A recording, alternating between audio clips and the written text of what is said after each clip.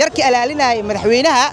biskoolada wad Soomaan pistol hadii laga qaadan lahaa bistoolada madaxweynaha lagu dili lahaa asiga lagu dili lahaa mas'uuliyadaas yaani ma waxay noqon lahayd shakhsi mise mas'uuliyad waxay noqon lahayd collective responsibility mas'uuliyad la wada leeyahay oo waxa la dhihi lahaa madaxweynaha waa la shirqoole assassination halkaas ka dhacay yaani mucaaradka ka dambeeyay miyaa la dhihi lahaa waa ku dhawahay magacaygu waa Cumar Duqow ahna u dooda xuquuqda dhalinyarada Soomaaliyeed ee ku nool gobolka Banaadir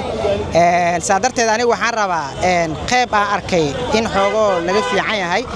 dawladda qalad ayaan la galay aan u arko inay tahay wacyigelin marka si loo saxo ayaan markii la isku iimaanay kooda luuli markii la isku iimaanay ilaalada yaani madaxweynaha wadanka Soomaaliya Xashi Maxamuud waxay sameeyeen yar kamid ah wuxuu sameeyay qalad mid wariye ah maanta waxa umaleynaa business connected mid wariye xuquuqda maanta waxa rabaa inuu doodo wariyaasha si loo saxo mid wariye oo marka camera watay ayaa yaani waxa la sameeyay mid kamid ah ilaalada yaani ama VIP security la dhahaa ilaalinayo wuxuu sameeyay si xoog ah يعني وكلا طورة قف كي وري كاميرمان كيها نينكي هدو ما أنت محل لها إلك هديك الجو لهات إلك ديده إسلام قانا قانا جعان هديك الجو لهات نبوين أهالت الدون كمركب حالة سماء أسيو حويس لها نينكاس يعني مدحوينها علالي شرف كيس علالي وصلها لكن نينكاس قالت كي لجوس سماء هدي وحيك سو جاري لهين يعني نينكاس حلك ولا قاعد لها compensation مقدار الدون كحواي العقب ولا قاعد لها ساس إتها قاركودا retraining على سماء توبر خلت كلارك وحواي يركي إلالينا مدحوينها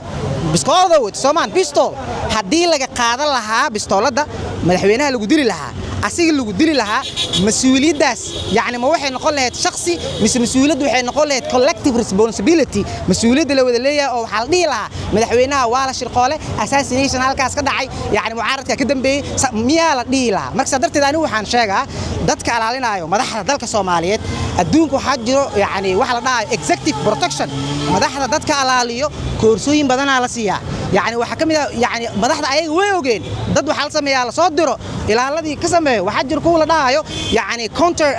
maxaa la dhahaa sniper team kooxa waxa jiro madaxda inta sanay maanin amniga waa la sugaa sniperaad dabaqada la saaraa amniga wadanka madaxweynaha kor laga ilaaliyaa Soomaan haddana saas ay tahay dadkii way isku yimaadeen door waxa jiro ama waxa la dhahayo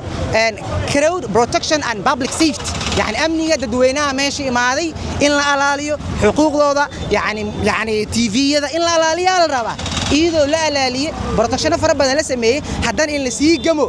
adduunka hadda yani dadkan hadda yani personal bodyguard ka adduunka dadka ilaaliyo professional ka hadda India 300,000 oo waxa jiro ilaalada madaxda dadka hanti leh lagu qiyaasa ka tag UK 50,000 oo waxa jiro madaxda ilaalada dadka ilaaliyo يعني maxaa la dhahaa yaqaan xitaa loo tababaro waxa la protection formation ka qaabka loo ilaaliyo waxa jir dad loo soo tababaro China iyo Russia warkooda maxaa la dhahaa sheegin marka sadarteeda waxa arka dibka arka wax kala maahan ayagoo madaxda dheeyso waa dawaaldegi waxyaabaha sameynayna kaale shacabku isku soo bixinayaan shacabku markii ay imaano dadka ilaalinaya xaqeena inay ku tuntaan oo maxaa la dhahaa la tuuraayo oo wax walba isaas ay tahay horta xaqaas horta anaga inay noo dhowrsadaan anaga shacabaan noo ilaaliyaan idinka suxufiyiinta xaqooda maxaa la dhahaa in la ilaaliyo iyo sidoo kale dadka ilaalinayna cilmiga si fiican inay maxaa la dhahaa u bartaan oo marka madaxdoodana si oo laga yaabo biskoolada ayaga ilaa biskoolada hadda la qaadayo hadda fiiri dadka yani intelligence barta sirdoonka biskoolada yani maxaa la dhahaa mid smart gun ma يعني smart gun waxa la hubka casriga oo biometric ku shaqeeyo xubnaha bini'aadanka yani nervous ku shaqeeyo jii marka meel u socotay meel ma la saaro hadhe ma aha qof walba yani uridi kara Soomaan hadii maanta laga qaadi lahaa in la dili lahaa oo ninkaas la dili lahaa mas'uuliyadaas yaa wadaagi lahaa ما واحد ليلا أمني سوماليا يعني محلها أمني في عمه قولك بنادر هذا سومالي دولة وحلا قولك بنادر أمني كذا قرح مجري ويقول يستاف لها مو هو في حي أمني مو هدي مدحوين للدلة محل ليلا أمني كم جرى الليلة سومان سومر كمسؤولية ده سدوا أنا أنت أنا ليلا قيبة كهاين أو دتك على الله إن الشرف حمي أو سميلاين مدحها دتك توبرة هل من أقصد سؤال هذا خير وتغير عملنا نزول زهري هو الصومالي خير وتغير عملنا دتك على علينا protection formation كا هي أبي قابك ولا علينا يعني مركة كلسوني ده إيه وتمركة أركتي هيبت كلسوني نلي أنا واحد جعلنا نيو هو ما نقطة يعني بحال اللايسن يعني personal bodyguard أما نقطة because dadkaas yani waxaa lagu keenay say ila tahay si aqoon cilmi training fiican la siiyay qaab qabil inaysan laga yaabo dhaliisha markaa xubaqaya intelligence ya qaybta maxaa la dhahaa hay'adda oo maxaa la ciidankii waxaas ka shaqeeyaan xitaa hadii dadkaas oo alaalida madaxda iyo kulli la alaalinay xitaa in lagu soo xulin qaab qabiil in lagu soo xulin ee lagu soo xulo ninkan trainingkiisa waa sidee cilmi miyo maxaa la professionkiisa in lagu xusto qaladkaasna in la saxo aadan ma sitay business connected TV aadan ugu dhawahay waan idin salaama waa santahay dhalinyarada bajaajyada waxay ka cabanayaan shidaalka oo qaaliyo horta shidaalka goorma sare u kacay iyo aniga waxaan kamid ahay dhalinyarada ku shaqeysta mooto bajaajka waxaan cabasho ka nahay shidaalkii maalmihii ugu dambeeyay qaasatan labadii maalin kor u sii kacaya wuxuu marayay marka hore $1 iyo sentaal yar uu marayay haddana 1.4 ayuu ku sii dhawahay maalmaha soo socdana dadka shidaalka xoogay xogtiisa hayay waxay noo sheegeen inuu $1 bar oo kor u dhaafi doono ilaa 1.6 uu gaari doono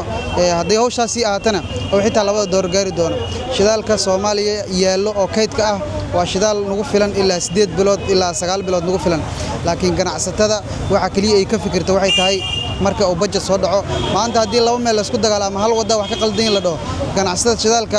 gaadiidlida si fiican ay uga faa'iideystaa budget fiicanna way ka qabsataa annagana cabasho weyn aan ka nahay shidaalkaasna in hoos nooga dhigo maadaama uu kaydka shidaalka uu noo yaalo rajo fiican aan leenahay shidaalna uu noo soo bixi doono in xoogay xushmadna loo muujiyaan mudana shidaalka mar walba inuu sare u sii kaco maxaa loo sababeynaa iyo horta ganacsatada waxay ka dhigtay sida laandhu oo kale marka ay turtaan xarashka u soo baxay qaadanayaan shidaalku maanta adoo isdhahayso macnaha meesha uu jooga shalay ma baahanbe waxa arkaasana soo kor ku sii diray waxa igu dareed maalin hore shidaal aan ku shubanay kaalinan macnaha ku jiray laba moota iga horeysay shidaalku markaas raqiis u ahay mootada iga horeysay iyadoo la maray waxa la jooji shidaalku waa kacay aqbaara soo dhacay waa la kiciyaaba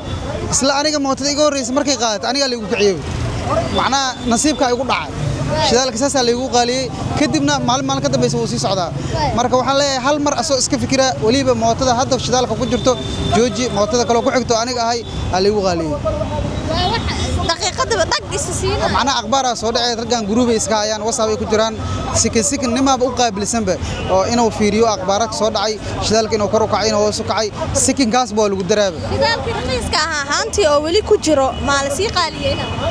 haantina uu ku jiriya kaydkina uu yaalaa oo kaydku shidaal in badan ugu filanaya